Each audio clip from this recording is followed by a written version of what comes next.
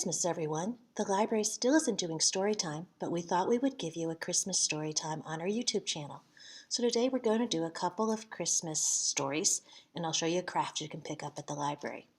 We're going to start today with The Last Christmas Tree by Stephen Krensky.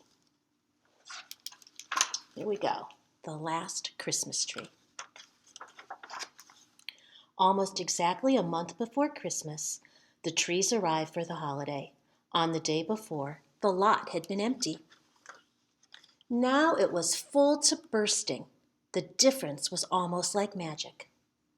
There were balsam firs, spruces, and pines, all lined up neatly at a slight tilt. In the middle of one row, wedged between two bushier companions, one particular tree trembled with excitement. It was not very tall, and in truth a bit hunched over. Not to mention the branches that were missing here and there. Still, no tree was more filled with the spirit of the season. Surely everyone would see that at once. The little tree could hardly wait to get picked. What a moment that would be! It imagined itself covered with lights and ornaments, with presents tucked in snugly underneath. The other trees didn't seem to care about who picked them out or how long it took. But the little tree kept its hopes high.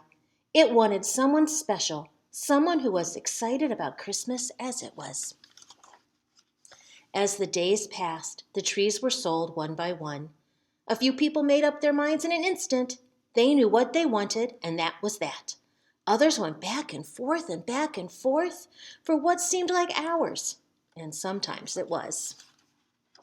One family pulled out the little tree for a closer look, but they were laughing meanly and shaking their heads the whole time. The little tree was secretly glad when they left it behind. As time went on, the remaining trees were spread out, the better to show themselves off. No longer hemmed in, the little tree tried to stand straight and it puffed itself as much as possible. But nobody seemed to notice.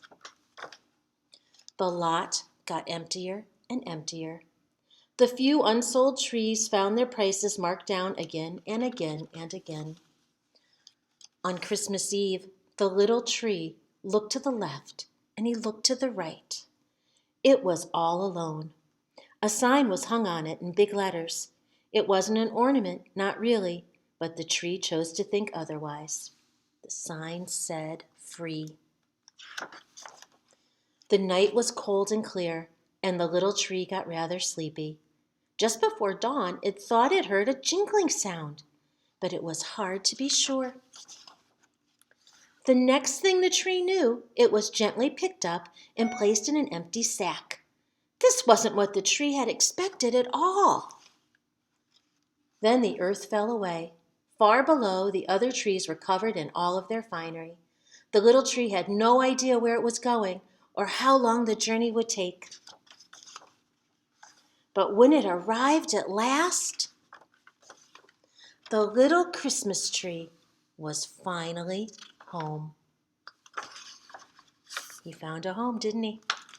Our next story is one called Bear Stays Up for Christmas, and it's by Carmel Wilson. Here we go. Bear Stays Up for Christmas. The day before Christmas, snuggled on his floor, Bear sleeps soundly with a great big snore. "Dear Bear, get up!" Mouse shouts in his ear. "We won't let you sleep through Christmas this year." His friends are all there, gathered in his lair, and the bear wakes up. He stands with a stretch and a great big sigh. "I hope I can make it. I do want to try."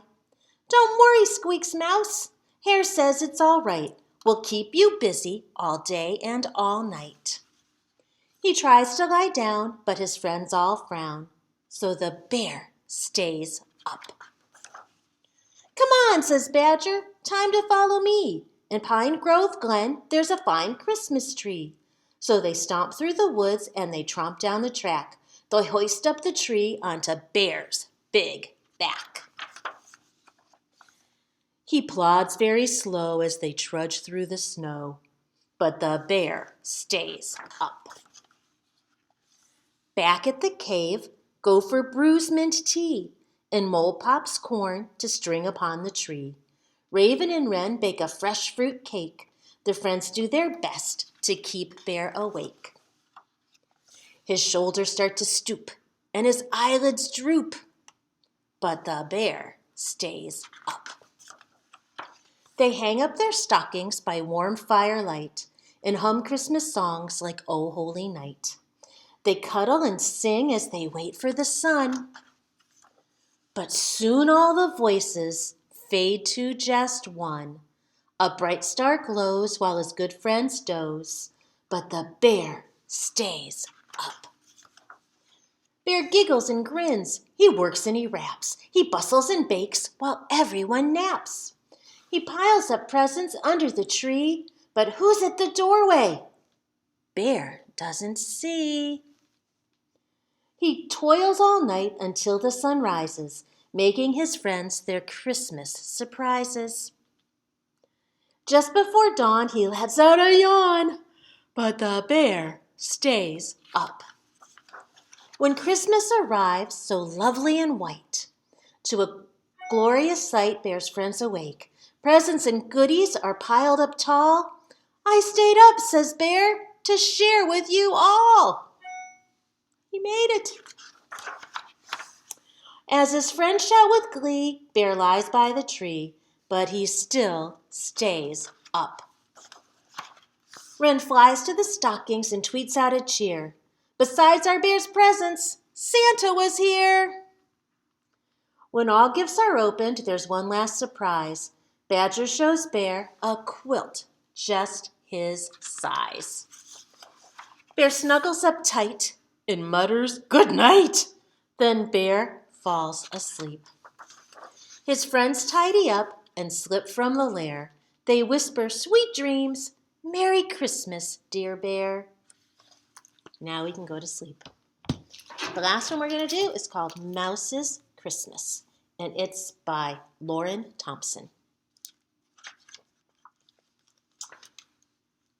'Twas night still and starry, and all through the house not a creature was stirring, just one little mouse. Mouse was peeking all around to see what good things could be found. Up on the table, Mouse found something sweet and sparkly. It was a cookie. He found something warm and melty. It was hot cocoa. And something cool and sticky. It was a candy cane. Next to the window, Mouse found something jingly and glinty. It was a jingle bell. And something bright and flickery. It was a candle. And something fine and silvery. It was an angel. High on the mantel, Mouse found something soft and felty. It was a stocking. And something white and floaty. It was a snow globe.